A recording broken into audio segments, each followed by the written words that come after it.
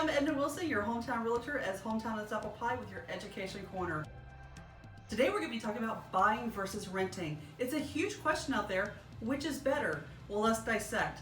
The first point is that you will build equity when you buy a house, which means eventually you'll have a pile of cash that you can either put up down on another house or maybe just go on vacation if you want to, whatever you want to do, but you're definitely building equity. Number two is that it's a fixed rate, which means basically that you're not going to have your landlord increasing your payments every month. Instead, you're going to have a fixed payment that's your payment for the rest of your 30 years that you're paying on that mortgage. Number three, the security of knowing that you own the home. That's right, there's not a landlord telling you time to leave. It's a huge difference. Number four, guess what?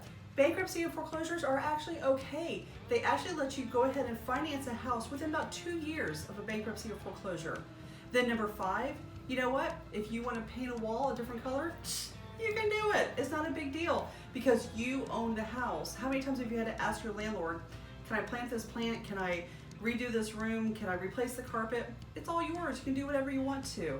And lastly, and the biggest one, is that usually owning a house is cheaper than renting, especially with the interest rates where they are right now. We're seeing interest rates as low as 2% in some of our financing. So if you have any questions about that, please don't hesitate to reach out to me. Maybe you need to work on your credit and we can do that too. Again, Edna Wilson, your hometown realtor, as Hometown is Apple Pie.